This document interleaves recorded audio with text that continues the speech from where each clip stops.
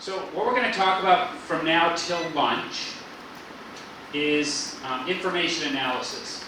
Sounds very exciting, doesn't it? You can tell you're all very excited.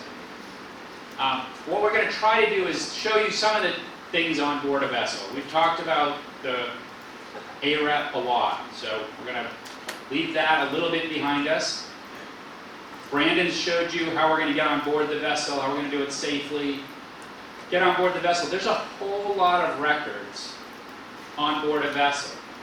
And some of these will be very common to all of you, and others you might not have thought about. So we just want to plant the idea that there are a lot of records that you might not think about that you might be able to utilize to verify information.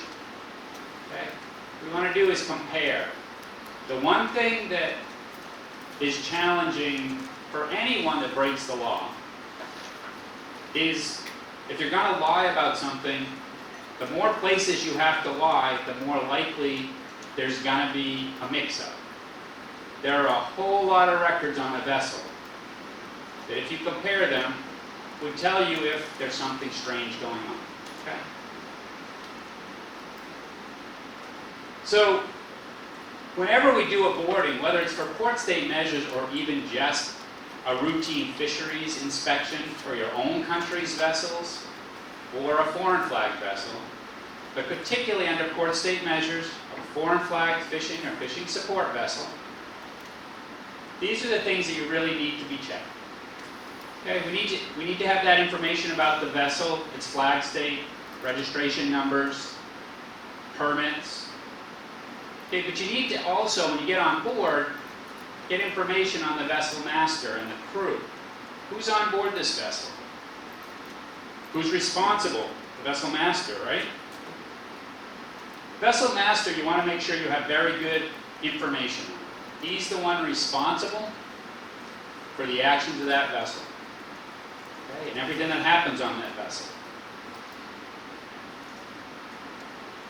So, you're also going to want data from the vessel. We talked about this morning about VMS, but basically the GPS, a whole lot of other electronics on the vessel that you may want to be aware of when you go on board.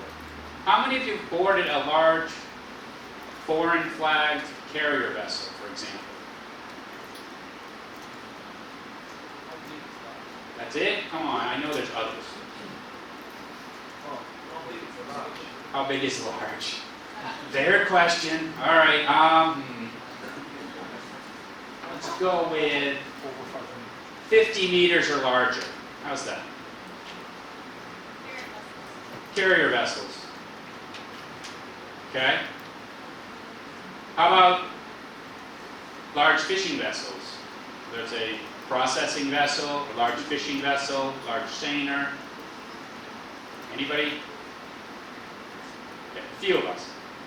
When you board those vessels, oftentimes the bridge is full of different electronics. And they all have a purpose. Some of them are duplicative. You'll have two VMS units potentially, 2 color plotters, 2 depth finders. You can have any number of things. But everything on that vessel may have relevance. So, slowly learning, and you may not know what every one of those units does. Brandon mentioned yesterday about taking pictures. Most everybody has an iPhone with them, and if not, you should have a camera with you when you board a vessel. Take pictures. Take a picture of the screen when you get on board, what it looks like on the color part.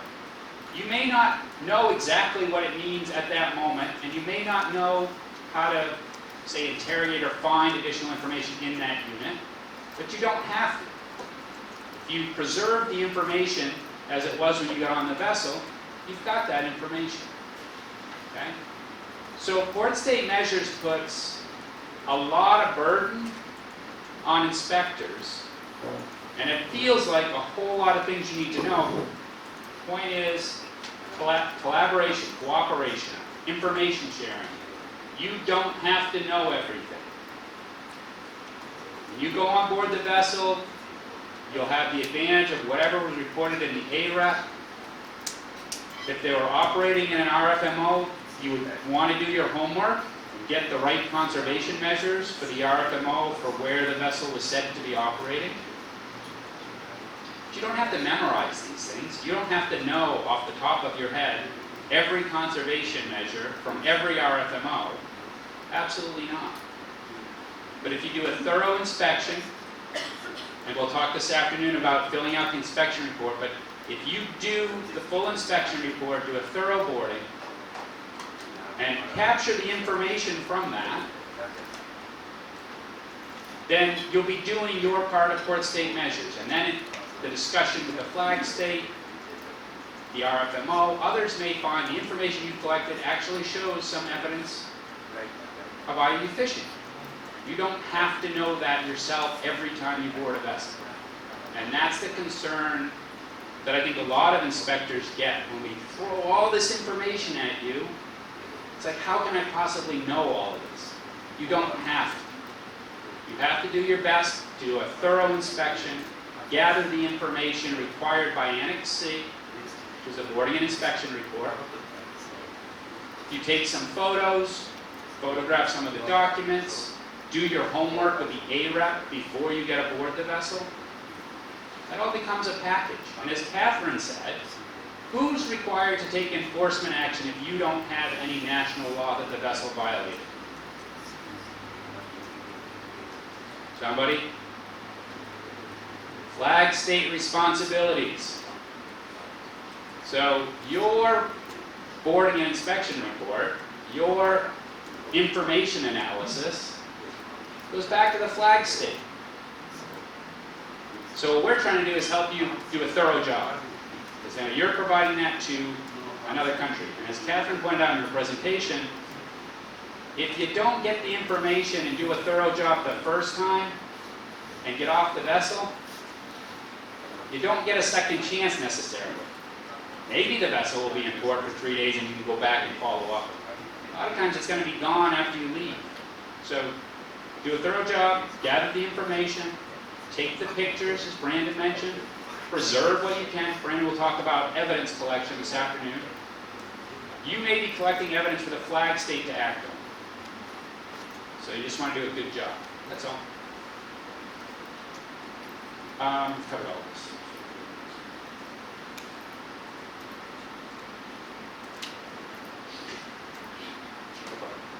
And actually, it can go another one, because this one. We're going to analyze the vessel's identification. Okay? Part of that's in the AREP. Brandon touched on this yesterday. When you approach the vessel, remember? What did we say? Photograph the vessel on the way on board. Another quick photo on the way off. That way you preserve all the pictures in between are from that vessel, right? Make sure that the vessel numbering, the registration numbers match up with what they told you in the AREP.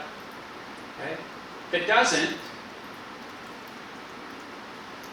does that mean it's an IUU vessel? The numbers are different on the side of the vessel than what they reported. Say the international radio call sign is different painted on the hull than they reported in the AREP. Is that an IUU vessel? Losing you guys. I know you know the answer to this. Is it proof of IUU fishing?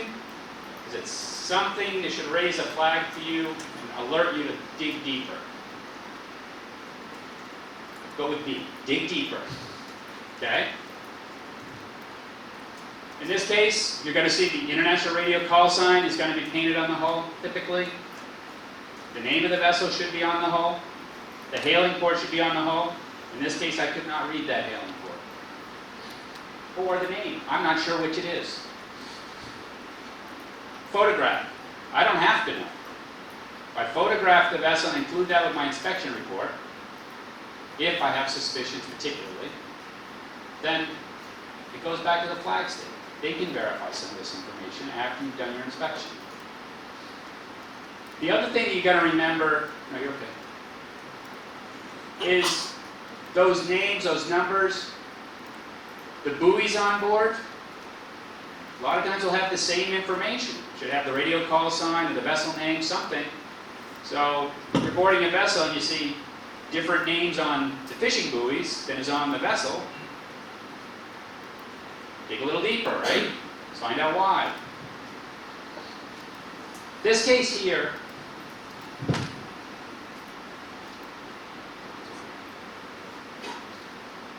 this is something that you don't always pick up on, but you can see right here,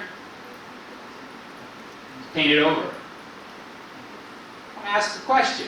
Now, could have been a legitimate name change, and that's just the old information, but maybe not. But that's something, pay attention when you're approaching a vessel. If you just glance, you might not pick up on that. Take a good look at the vessel. See if there's something painted over.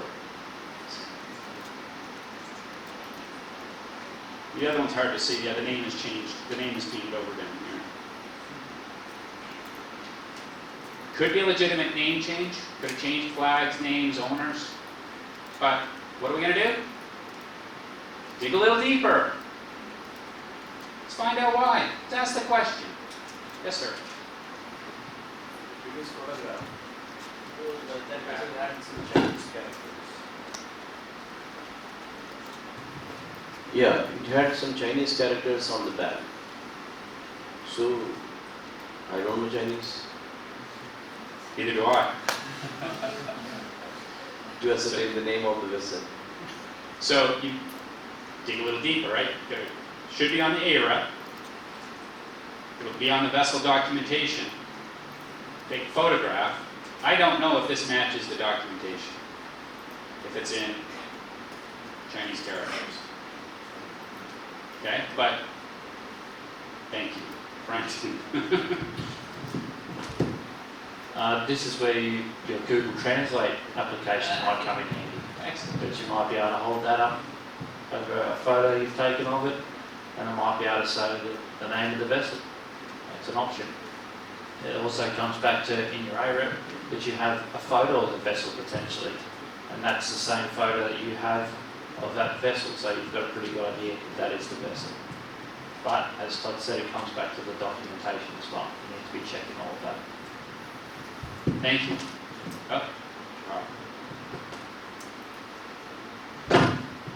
Just as a as a comment that quite often, especially in the framework of our FMOs, much more than law enforcement, inspectors are intelligence gatherers.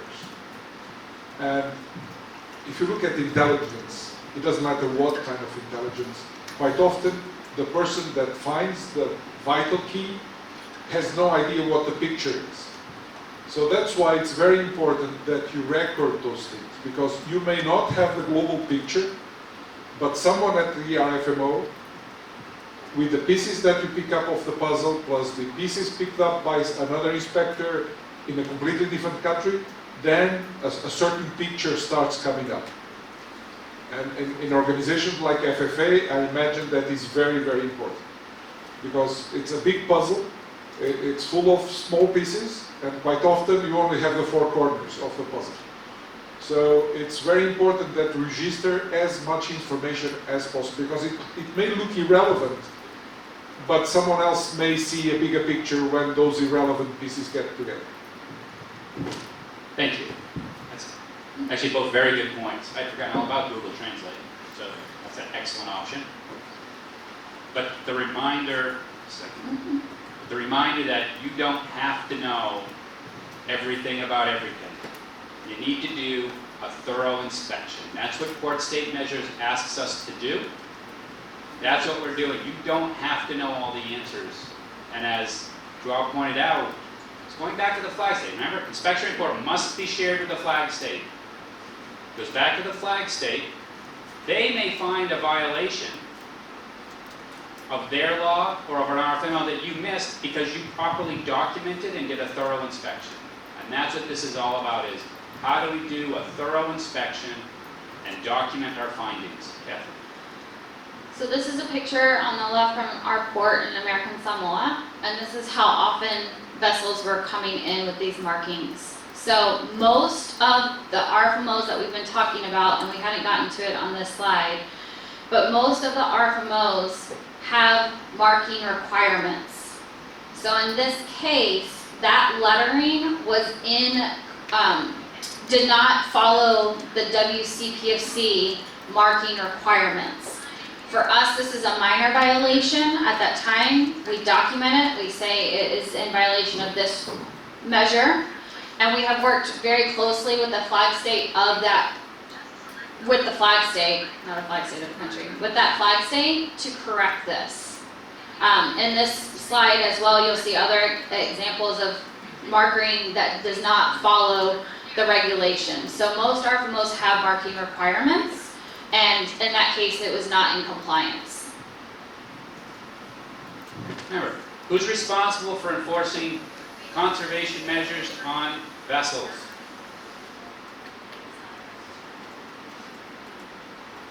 Flag state. Okay? If you can take action under your own laws, then you should do that, absolutely, but the flag state is responsible for its vessels complying with RFMO responsibilities and taking action against their flagged vessels.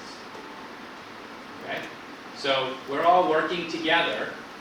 So if you inspect a U.S. fishing vessel and find violations, and that report would come to my office, we would be responsible for investigating further and taking appropriate law enforcement action for that violation. So you're actually providing the initial inspection, the evidence that I would be able to use to investigate that further or to take action, okay? So the other thing to remember with these is the indicators of IUU. Get the names. Tarps covering numbers can be an indicator of IUU. It can also just be sloppy. This vessel putting line on top of the number, okay? RFMOs require that the numbering be topside so that an enforcement aircraft or patrolling aircraft can identify the vessel from the air. Well, that makes it a lot harder if their numbers are covered up with lines, with gear. Those are violations of RFMO conservation measures. They need to be clearly visible from the air. So that's a problem. Does that mean it's an IUU vessel? Not necessarily. It's a violation of a conservation measure for sure. But it doesn't make it an IUU vessel necessarily. But there's a violation of a conservation measure. What do we have to do? Dig deeper. There we go. Dig deeper. Oh, you got a hand signal for that now. Is that your new hand signal? So dig deeper is excellent. So you thumbs up, thumbs down, dig deeper. All right, go ahead. So some of the ways that we're going to verify vessel registry. We've talked about some of these, so we won't spend a lot of time here. When you get on board the vessel, here's some documents. You've got an FFA certificate of registration. That could give you additional information to the AREP. You're certainly going to have certificate of registry from the flag state. Okay? Every vessel needs to have a document on board from the flag state indicating the vessel particulars and that it's registered. Certificate of registry. Remember we talked about what's available on the RFMO websites? There's an example, the WCPFC website and permit information, all tied to that vessel. 3 different pieces of information. If I'm a true IUU vessel and trying to hide my identity from you, I would have to falsify all 3 of those things, unless you don't look at them. You're always going to look for whatever you can. Compare. Yep, everything matches up. I move on. I've gotten the registration sorted out. I've got the vessel's identity clarified. Everything appears in order. And I move on to the next step of the inspection form, right?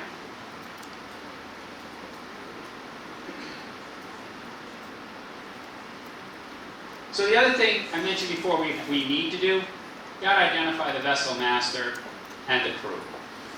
Okay? A lot of times you'll get a crew list before the vessel comes in. I believe Thailand, you said that's part of the AREP for Thailand, is the crew list. Is that right? Yes. So ideally, you're going to have this information ahead of time, but you want to verify that information. We do need to be cognizant of language barriers. Okay? The Port State Measures Agreement does call for, where necessary and possible, that the translator be provided. That's unlikely for many of us. So you need to assess the language skills and make sure you're communicating effectively, okay? Sometimes that may mean finding another crew member that speaks your language, or the language of your inspector, or finding a crew member that has a common second language. Amazingly, I took Spanish in college forever ago, and wasn't fluent, but I got the gist of it. And then I got sent to Alaska, and I was like, I will never use Spanish in Alaska. I boarded a Japanese longline vessel in the central Bering Sea. They spoke no English. I spoke no Japanese. And there was one crew member that between us, we got through the boarding and inspection in Spanish. Never, ever would have projected that. But it was finding that crew member that could at least communicate, and it worked out. But that's one of the things that you need to worry about, those communication barriers. It goes back to Catherine's point that we have boarding forms translated into multiple languages. That can help as well. The important thing to remember that's not normal law enforcement sometimes is Port State Measures Agreement says we cannot interfere with the master's ability to communicate with his home or with his flag state. Okay? So, you can temporarily delay if there's some reason in your inspection, whether it's maybe the safety and inspection sweep of the vessel, or it's the initial boarding phase. But the agreement says we must allow the master to communicate with his flag state. Be aware of that as an inspector. It's in the agreement. So be conscious of that.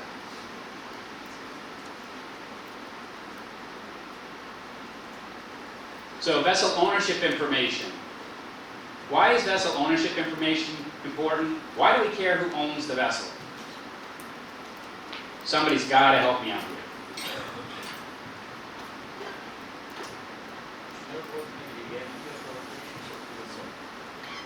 Okay? To know who's responsible for the illegal operation of the vessel. It's a good example. Okay? The master is the person on board. The owner has a responsibility as well. Okay? But if there is a violation, or if there is true IUU, we need to get beyond the crew. Who pays them? Okay? That was a question that was raised in one of the earlier presentations. To ask that, who pays? Ultimately, somebody is not going to pay the bills unless they're getting something back from that. Okay? It's a way to follow that trail.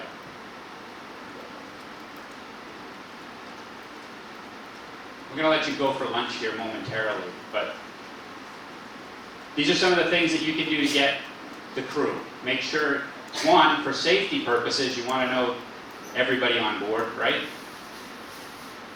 So, you're going to get the crew list. Then you're going to take a look. Passports have information. Not every person's going to have a passport, although a lot of vessels they certainly should, but not necessarily. But you want to get some identification from everyone on board, ideally. Okay? But most definitely and always, I will say, the master, you want his full information and full identity. The crew is often a little more challenging. But in your experience, the crew members all have passports with them? Do they all have identification on them? Okay, we get yes? Some don't. Okay, some do, some don't is what I'm hearing a lot of folks. And that's typical. Brandon, did you?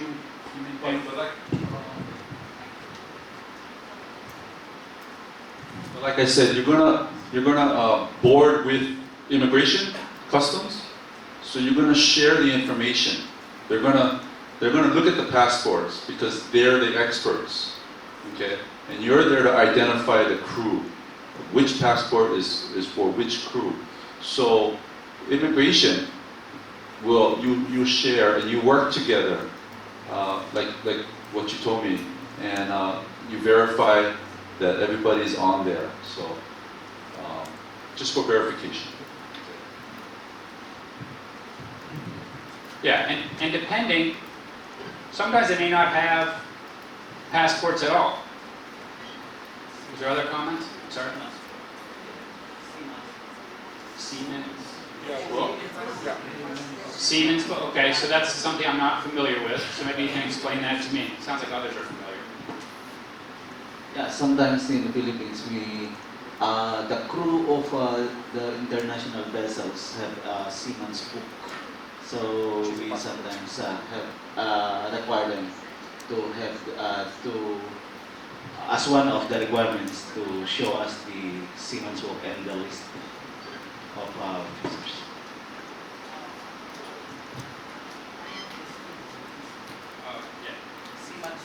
So is it similar to a passport?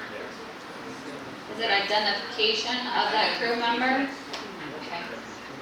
Okay, so it's not an actual passport, but it's a similar document. Okay. See, I keep learning things. Show on. Yeah.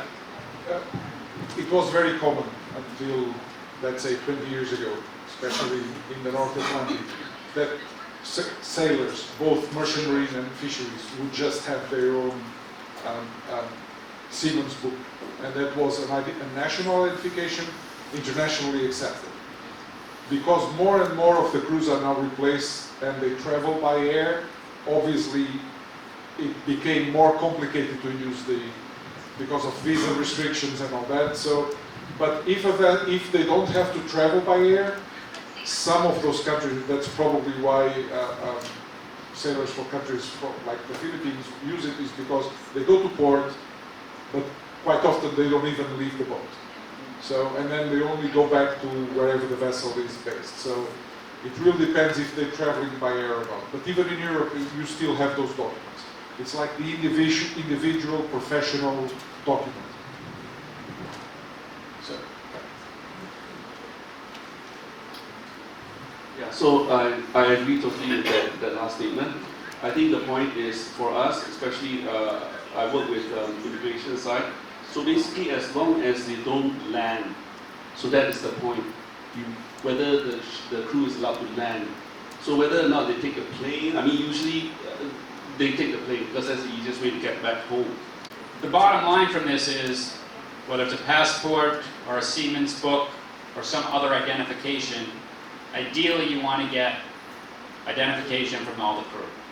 You most definitely want to have good information on the master, any other licensed personnel, as we call them. So for us, the master, it's a large vessel, the master, the first mate, the chief engineer, for us are all leadership positions on the vessel and would want good information on them. Okay? And as Brandon pointed out, there may be times that you're boarding with customs or immigration. They should be able to get the identification as well as required. So it may not be your requirement, but you want to get as much information on the crew as you can. Okay? I think that's what we do there. So we're gonna break you guys up.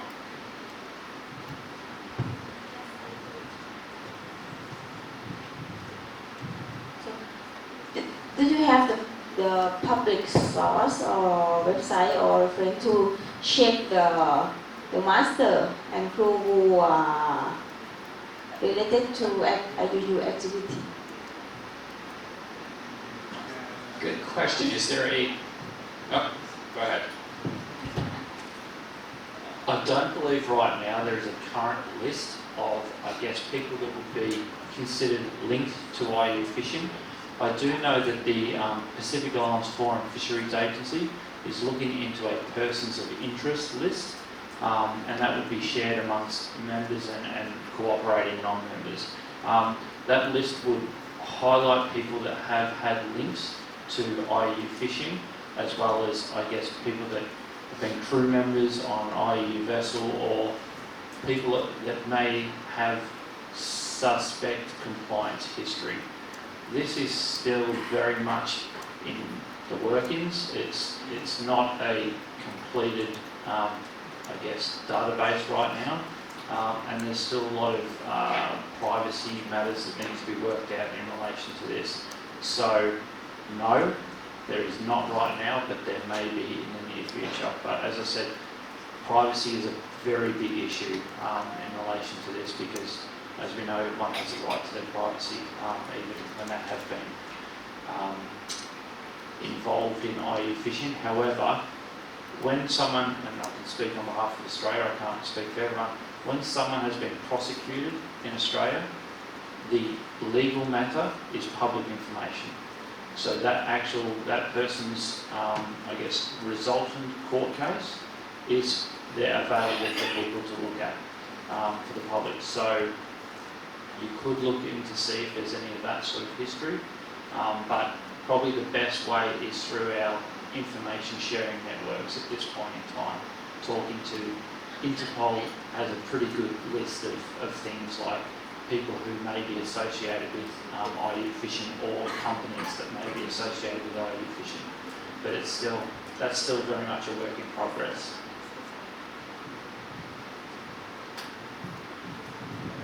Yeah, in our FMOs, for example, it's almost impossible to get anything like that. I mean, we know certain companies, we talk between inspectors, but exactly for liability reasons, we cannot publish anything like that. But in particular regarding the reefer vessels, so the vessels that receive products from transshipment, the same company that operates the IMO number, IHS, has a listing of companies, because there is also an IMO number for companies.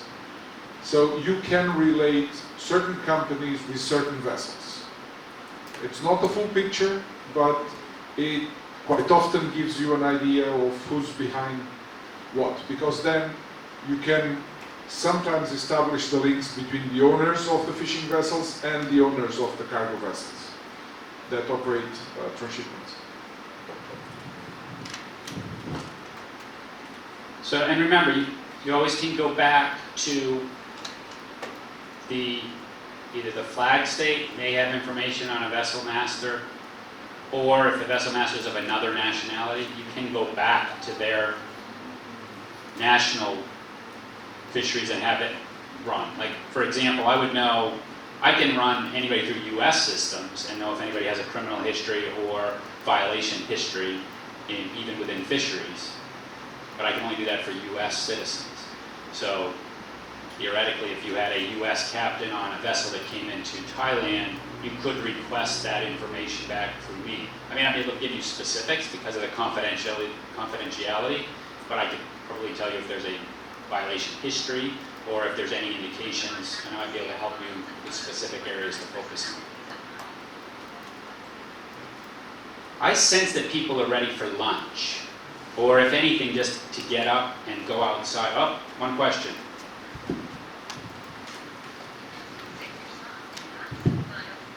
At some point of time, you were telling about there could be so many electronic equipments, there could be multiple GPS or VMS equipments. I don't know how to put that question. Will that give a room for tampering with the data? So for tampering with the data? I mean, in the sense to give false information.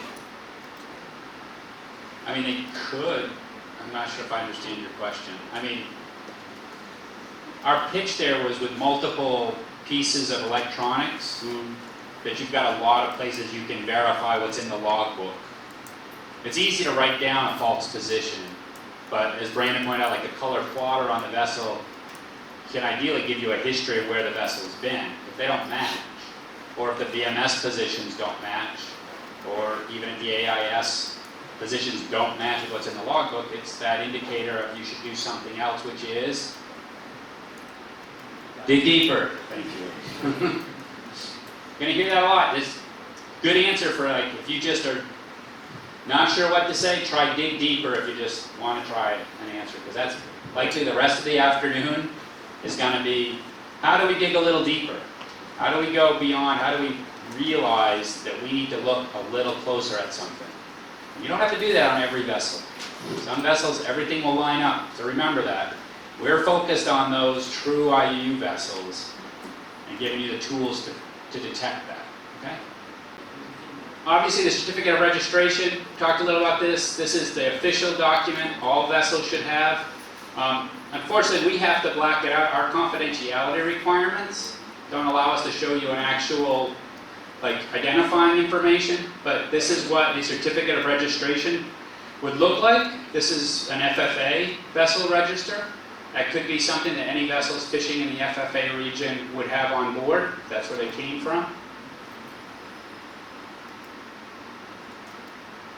So a lot of times for us, this is our crew list. For us, the Department of Justice Immigration gets a list of the crew members. That's something, as Brandon mentioned, when we do joint boardings, we're going to be boarding with Customs and Immigration, and they will have this information. They will share it with us. It'll help us verify our crew list. I suspect many of your countries have a similar process, and if not, you need to gather that information from whatever official IDs they may be carrying, whether it's passports or crew books or whatever.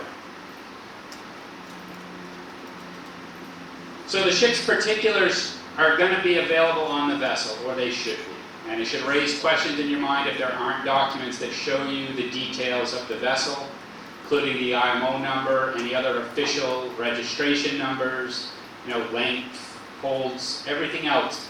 Another thing that you will often find regarding the vessel particulars is on most large vessels, they're going to have a cargo stowage plan. And it'll show you where different products are stored, where each hold, the capacity of the holds. Things that you may want to look at, particularly if you're trying to estimate how much fish is on board the vessel. Depending on how big a hold is, you can make some estimates to make sure that the reporting is accurate or relatively accurate. Obviously, the most accurate way to determine what is on a vessel is to monitor the offload and to get the information as it's landed, what the actual weights are. Okay? This is just a continuation. In this case, this is a Chinese corporation register of shipping. Has lots of information on it. The net tonnage, gross tonnage, name, port of registry. All pieces of information that you can use to verify what you got in the AREP or to verify the information that's being told to you. This goes back to our video clip of being, a vessel changing its name at sea. It can't change all the documents and everything to catch up. So you're just verifying that the information matches what you're seeing, what was reported to you, okay, so that you can fill it out on your inspection report. Talked about the fishing license. This is just a sample of a fishing license, actually a couple samples of fishing licenses. There's really no fishing vessel should ever come into your port that does not have a fishing license. So that information, again, corroborates what you're being told and where the vessel is authorized to fish, what gear type, and it gives you those types of details that, again, go back to verifying what was submitted on the AREP and what they're telling you.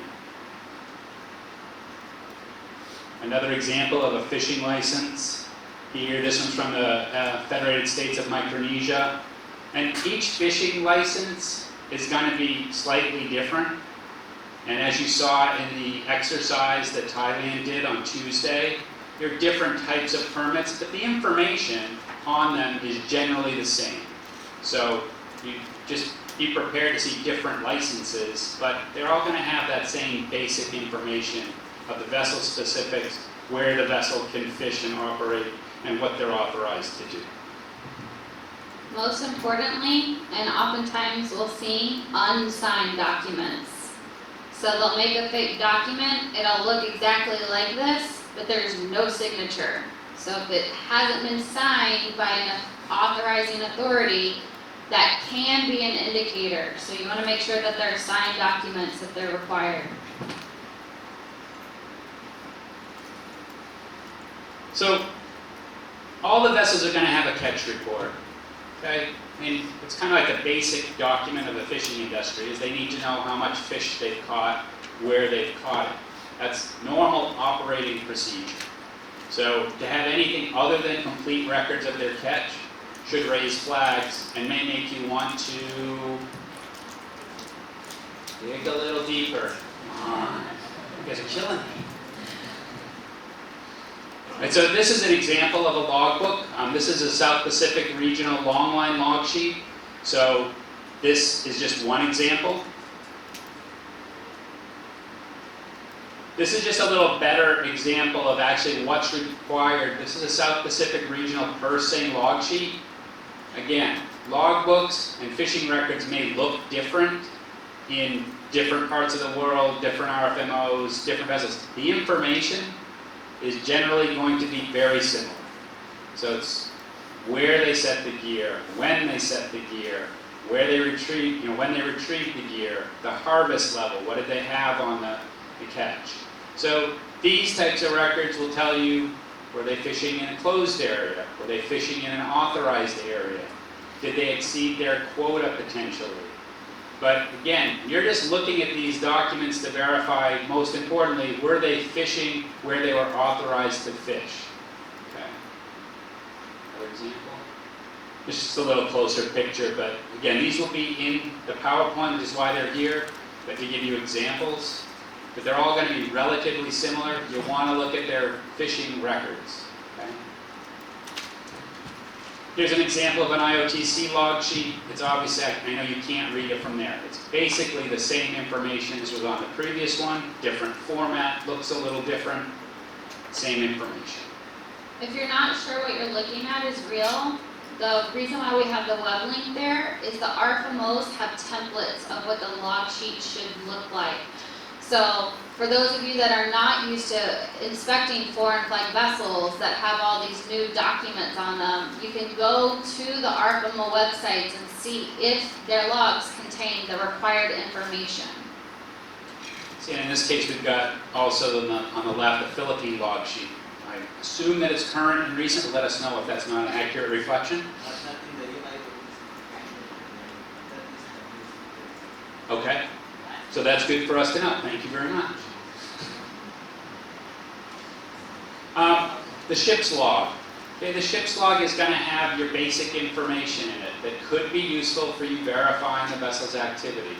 Similar to the example that Catherine used this morning on the CMM and the RFMO log sheets, the vessel log can also give you information that confirms or refutes what's actually being told or reported. So again, remember we talked about if somebody's going to violate the law or be an IU fisher, they have to falsify multiple documents if you're looking at multiple documents. So you're just looking to make sure the information is consistent. And if it's not consistent, thank you. That's all it is. You're just trying to get to the point where we know when to dig a little bit deeper. Okay? So, the Fishmaster Captain's personal log. I like to use these examples because at least in my experience, I'll look to others in the room to tell me their experience. But there's always an accurate record, no matter whether they're fishing legally or illegally, there is an accurate record on the vessel. And often it is the master or fishmaster's personal log where they're keeping track of exactly where they fished and exactly what they caught. Hopefully, that matches up with the official records, but this is, in my experience, not what they'll hand me when I first walk on the vessel, okay, when I ask for the logs. But you may find this, or you may be able to ask for additional logs or the master's personal log. Depends, okay, but it's just something to be aware of. I don't know if Brendan or Zhao or Brandon have a similar experience, but just interested in your thoughts on that. Absolutely, yeah. There is always, as you said, an accurate log somewhere. This might be kept in the master's quarters, under his mattress or something that's hidden. One of the things that we have found, and particularly when we're dealing with the Southern Ocean vessels, the IU vessels, the engineer's log, and I can say this because my partner's an engineer, they are very meticulous people. They like to have very accurate records, and generally their records do not lie.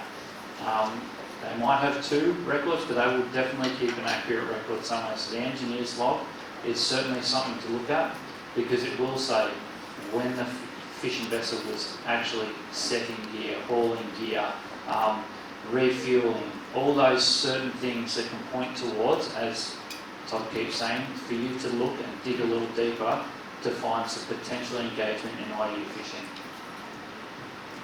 Thank you. Brandon? And again, some of these logs, you look at the vessel master's logs, it's in pencil. Sometimes it's in pencil. And there's a lot of eraser marks. You gotta wonder, why is so many eraser marks? Is he trying to hide something? So that's what Todd said. Analyze it, and maybe there's a potential violation that's been committed.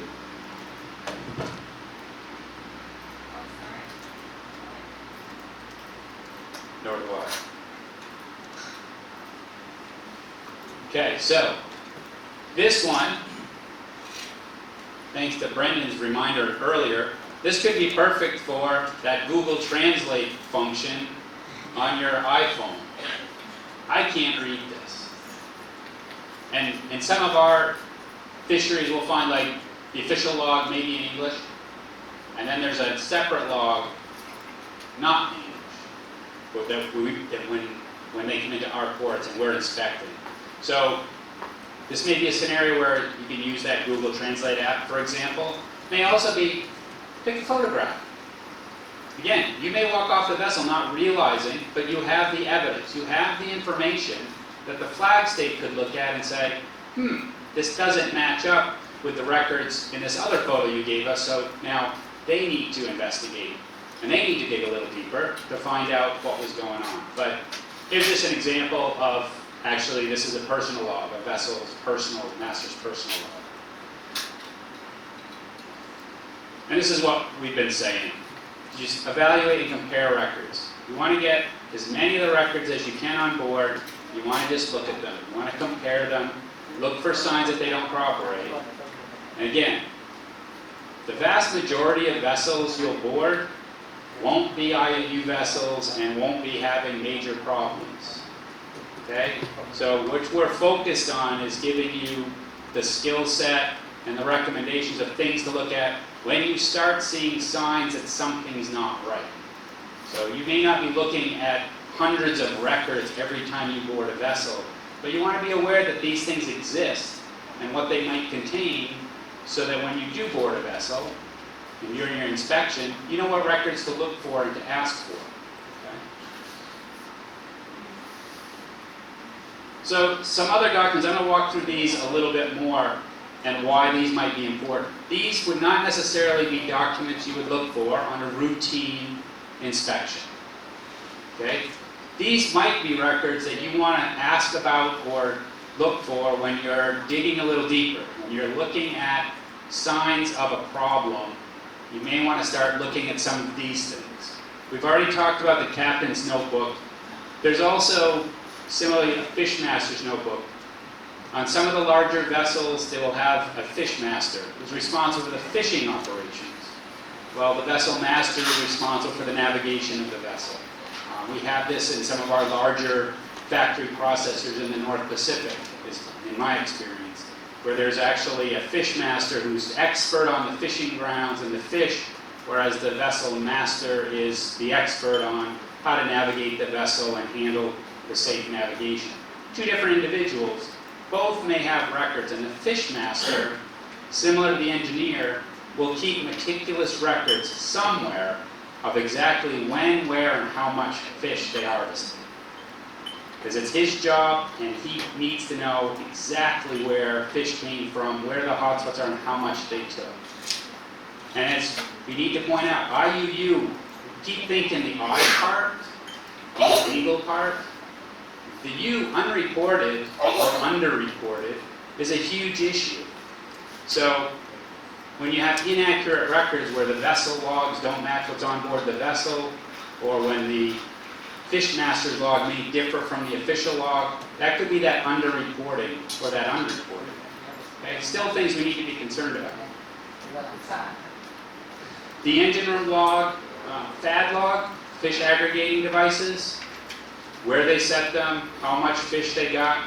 That's another set of logs that you might want to look at. If things don't start to add up, where did they set the fads? When did they harvest off the fads? WCPFC has fad closures and periods where they can't be fishing on fads. That's a form of IUU fishing. So you want to be aware of where they set these. The engine room log, Brendan talked about that. The engine room, a lot of us overlook the engine room as a place where we can get good records. But as he pointed out, when they're setting gear, when they're retrieving gear, when they're, if they have an engine problem, again, they claim force majeure and they want to come into your port. Or if they're claiming that they slowed down an area where you think they did a transshipment, and they're saying, oh, no, we had engine trouble. That will be in the engine log. And sometimes the master and the engineer don't always talk. So the engine room log can be a very important place to look if you're seeing things like that. If you're concerned about where they're operating, what their last port of call, for example, they may have told you they were in a port, it doesn't seem to match up with where they're operating. There's lots of things like ice and bait receipts, bunker receipts. They claim they did an offload, or they did it wasn't a transshipment, they just took on fuel somewhere. Well, they should have all that. Bunker receipts potentially. Mate receipts, transfer of fish and fish products. A lot of times there should be mate receipts showing how much fish was transferred and to who. Okay. Things that they're not necessarily going to provide all of this information to you when you say, can I see your records? You need to know that some of these things exist, and you can say, I'd like to see the mate receipts. They say, oh, I did a transshipment and this is how much I transshipped. Okay, well could we see the mate receipts then for that transaction? Were there any other documents that showed what you transferred? Okay. And again, these are financial transactions, so there are records. Someone has to pay the bill. Somebody has to know how much fish was transferred, how much they need to get paid for. So there's going to be a record somewhere of what that is. Radio logs, crew bonus log. Crew bonus log goes back to, so who pays them? I'm sorry?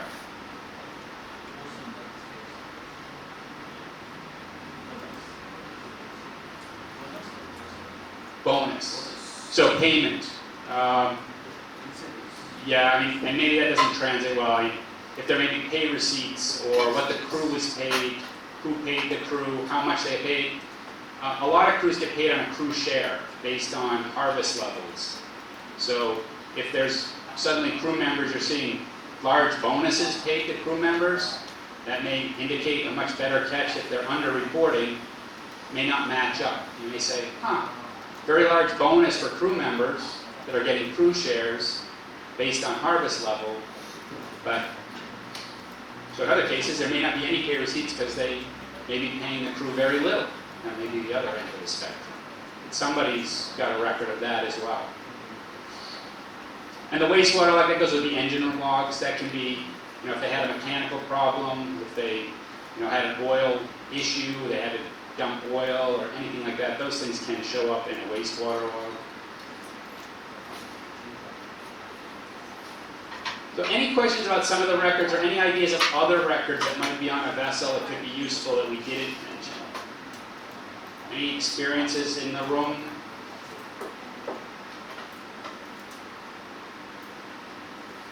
Okay, we'll keep powering through.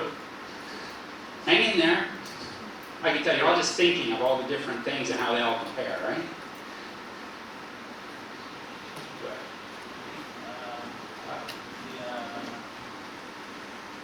One of the logbook we could also look at is if there are fisheries observer on board. A perfect lead-in for the next section. So I just want to clarify as we talk about observers, because in many of our previous trainings, there's sometimes a translation issue. I understand in some of your languages, an observer would be the inspector.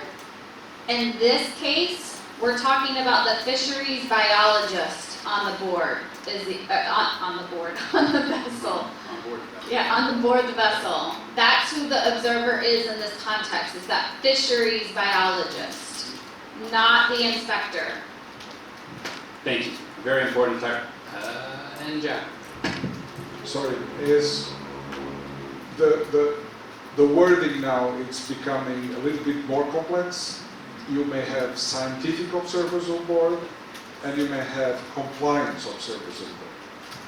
And quite often they may even have both tasks, but you have to be clear if the observer on board is a scientific observer, and therefore he does not really have to register information that may be used for MCS. Most of the cases they do, obviously, like catch composition, quantities and sizes and so on. Obviously they do. But the roles are slightly different, and some of the RFMOs are very sensitive of using scientific observers' data for enforcement. So let's keep this in our heads, because again, it may fire back. I don't know, or backfire. Sorry, it may backfire. The other thing I would like to point is that it's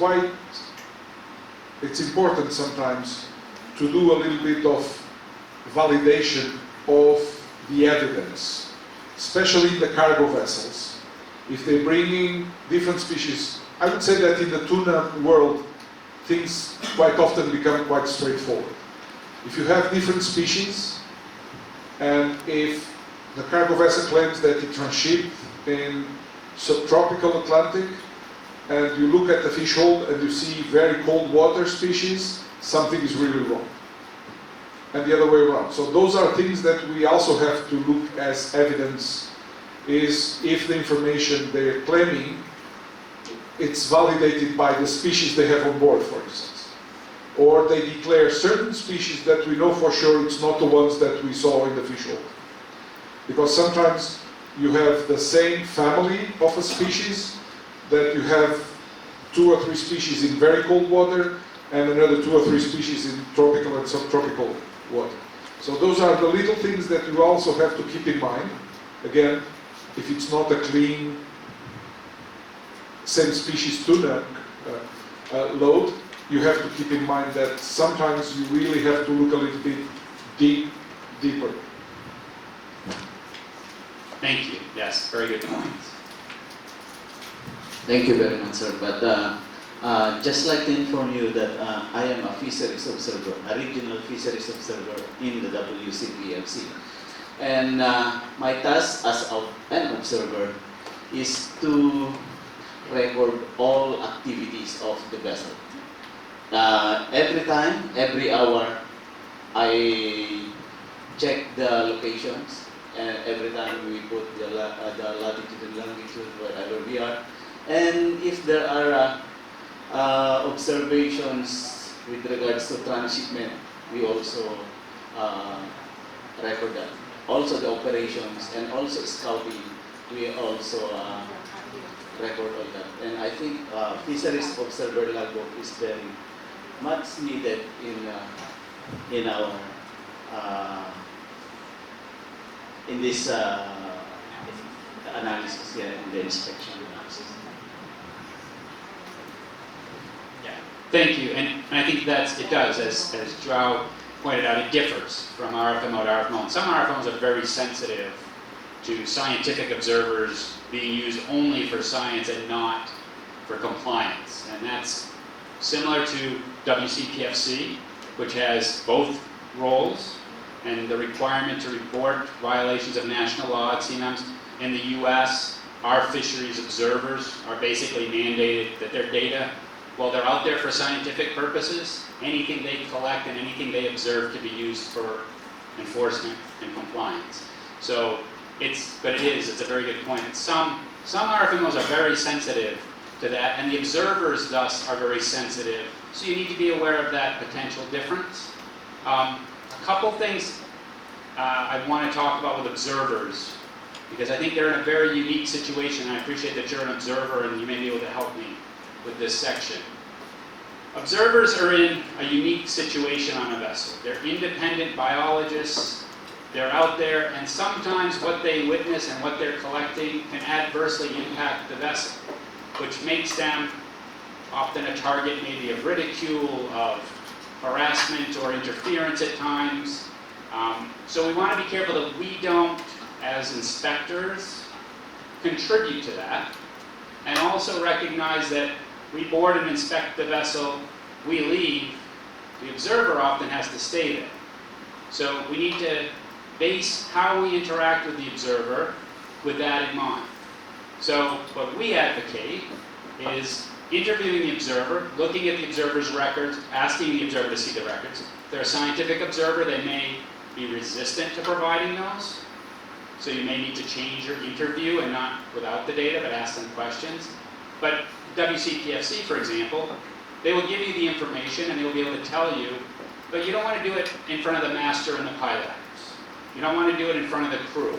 You want to ask the observer maybe, can you show me how they're doing their fishing operations, take them off, and then talk to them independently as part of their duties to dig a little deeper, find out if what you're seeing in the vessel's logs is accurate, see if the observer has seen or witnessed violations.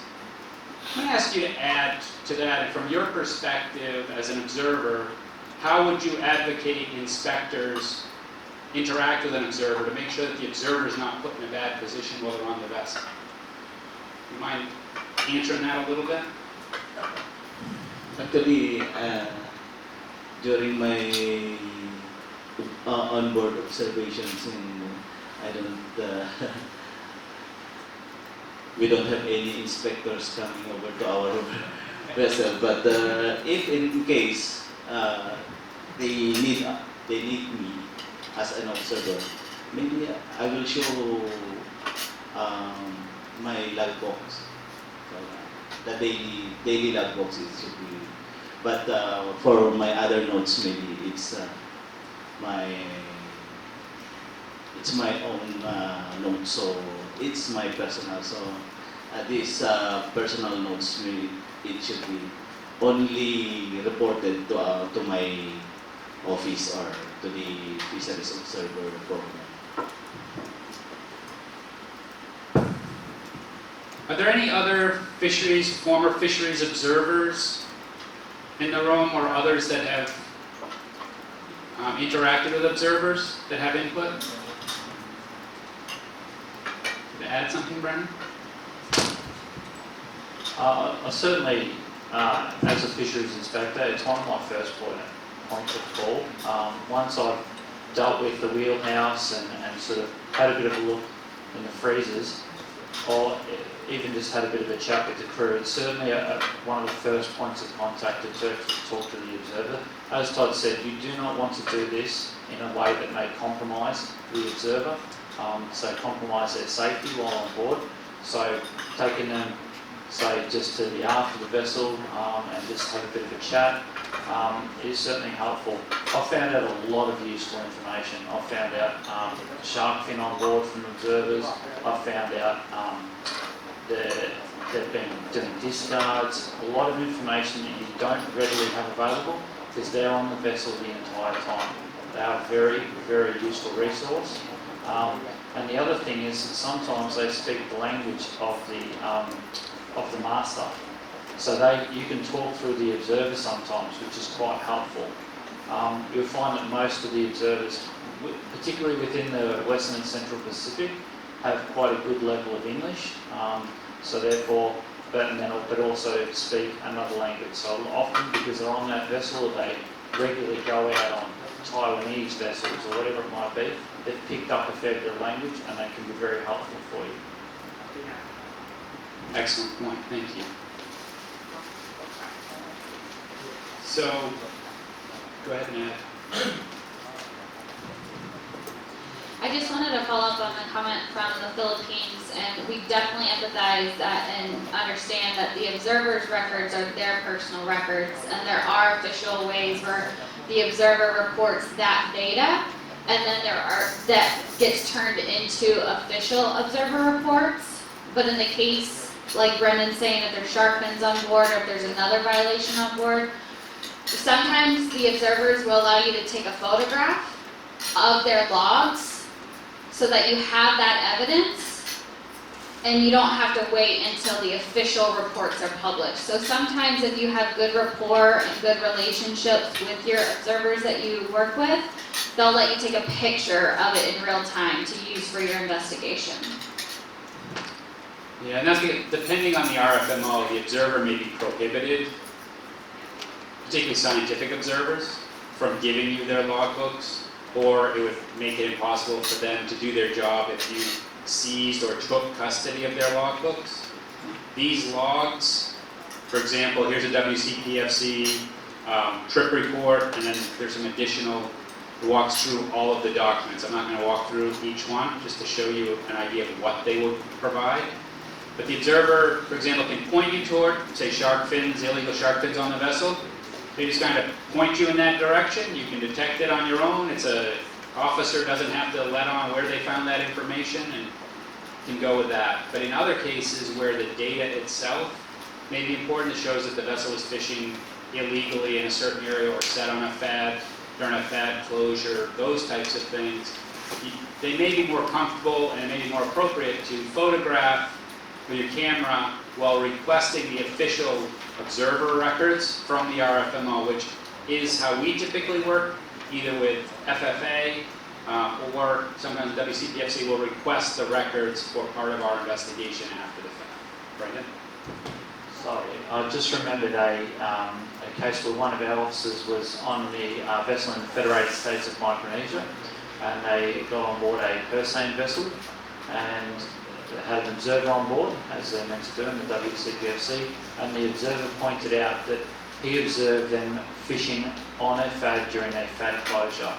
This resulted in, I guess, a brief of evidence being put together, which our officer, I guess, helped facilitate, and it resulted in an out-of-court settlement of $800,000 US. So it was a very successful outcome. So the observers are, as I said, an absolute vital resource to utilise. Yeah, and if you are on a vessel that's engaged in IUU or similar situation to that, the observer is that independent, he's not part of the vessel crew. His loyalty shouldn't be, and in most cases is not, to the vessel master or the crew. They're doing their job, and they'll be able to report it independently. And that's a good example of how that information might be valuable to you. But again, find a good way to get them away from the captain. Don't put them in that bad spot of they have to tell you about a violation or a problem in front of the captain. Because when you leave that vessel, the observer has to stay. And observer safety in the international arena is a growing concern. Observers have disappeared at sea. We have serious concerns about observer safety in general, and in the Pacific in particular. Observers have been lost at sea, and we don't always know the circumstances. There's some allegations, but we don't know. So make sure that we don't contribute to that.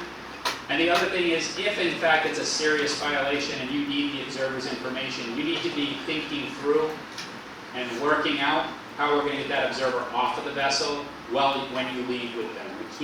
You can't leave an observer behind in a bad situation like that. So ideally, don't compromise them at all.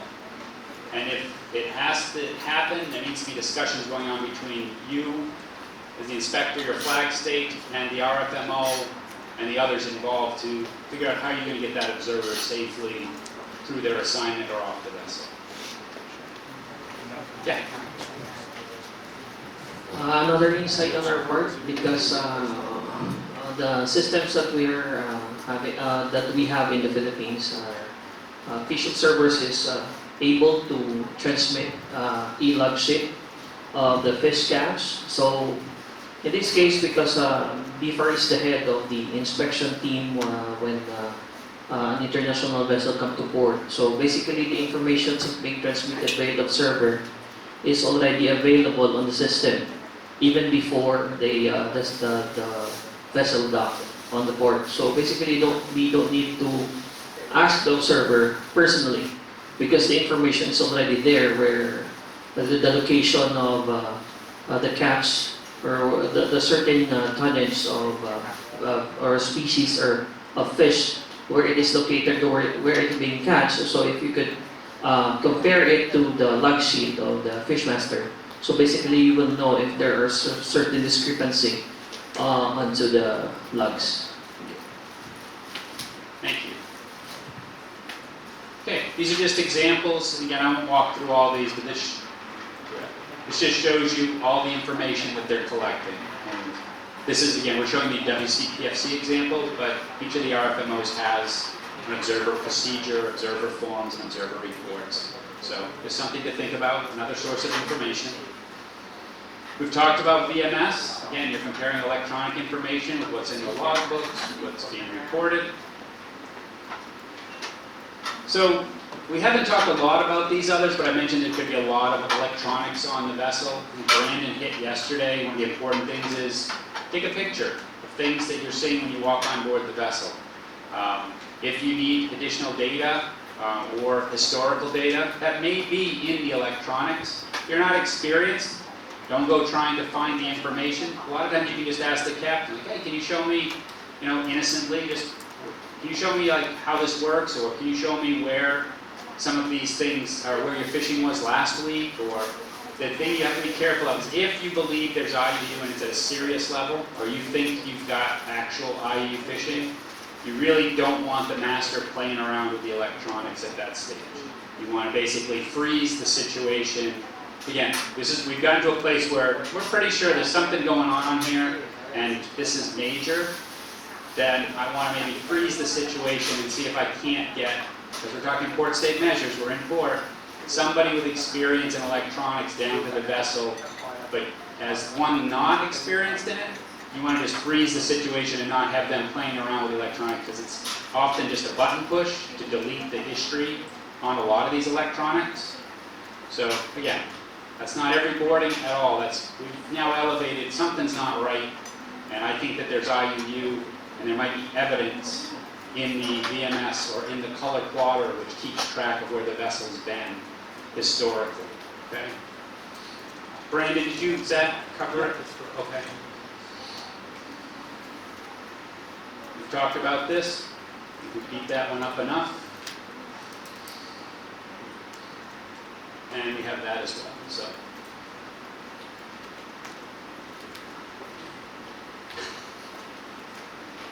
So I think the transshipment discussion, I thought that was covered very well with Thailand's presentation on Tuesday. They give you a scenario. You've got donor vessels. You want to analyze where those transshipments occur. We've talked about that. So again, don't want to beat you up with that one. Yes, sir. India. I have a couple of questions Okay. about this fishery observer program.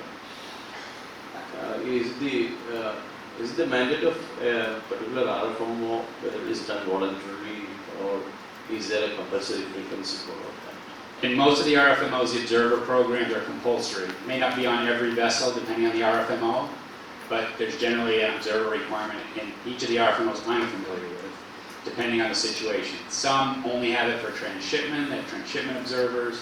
Some have it in all fishing vessels. But it's not a voluntary program typically. I don't know if either Joao or Brendan have a different perspective.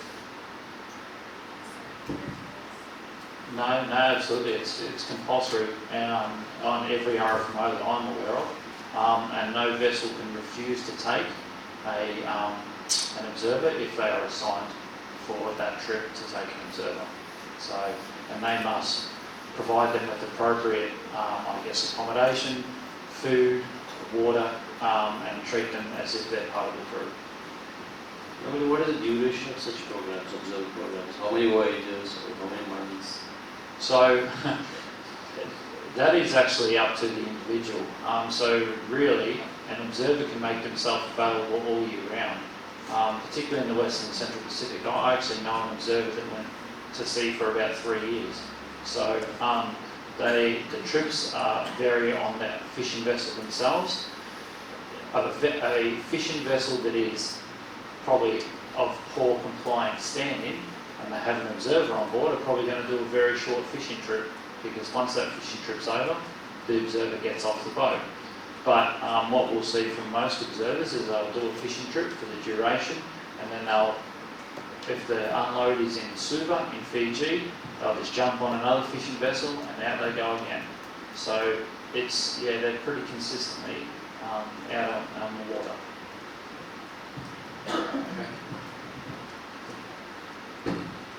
Yeah, of course. Again, there is a big difference between the tuna RFMOs and the other RFMOs. NEAF, for instance, does not have an observer program. NAFO has it, and for instance, at least in the beginning, there was 100% coverage of observers, then it went down progressively. And relating to one of the questions before, because of the safety of the observers, every time there was a serious infringement detected, the observer had to be replaced. It was mandatory. As soon as an inspector went on board and there was a major infringement, the vessel had to stop fishing and wait for another observer. That was the rule, but again, this was many years ago, and now it's when the rule was 100% in NAFO. Yeah, so what you're saying is it varies from RFMO to RFMO. And I mean, use CAMLAR for an example. There's actually two observers. There's a national observer, and then there's an international observer. And so there's two observers on CAMLAR toothfish vessels, for example.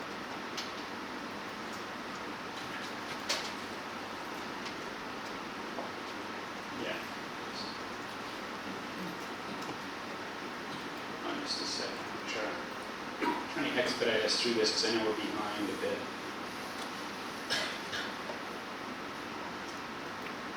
Yeah. Yeah. Yeah.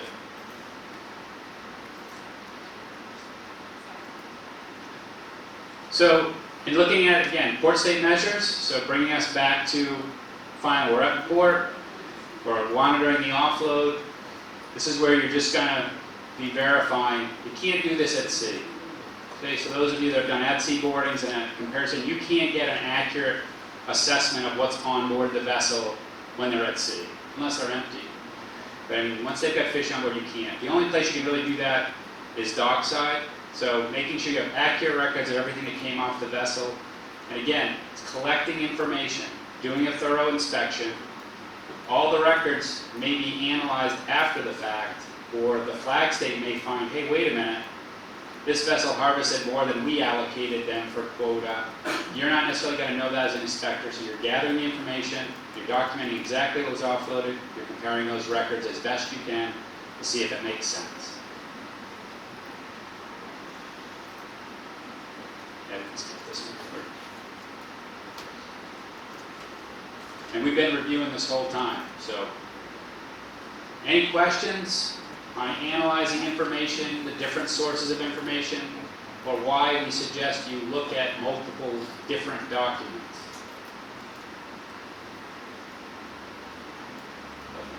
There's one. I'm just curious, what kind of procedures you have? Because we've experienced, for example, a vessel comes in, it's whatever, full load, half load, says, first it declares not unloading, right? Then it stays for a day, stays for 2 days, then no inspection is done, then the agent decides, hey, we're actually going to do an unloading because we have a sale. We've got a buyer for the fish now. So have you encountered such incidences, and what do you guys do? Do you like immediately stop the vessel from going out and say, no unloading until we inspect it? What kind of things do you do? I mean, I don't know that we've encountered that, honestly. They come into American Samoa, for example, they're offloaded.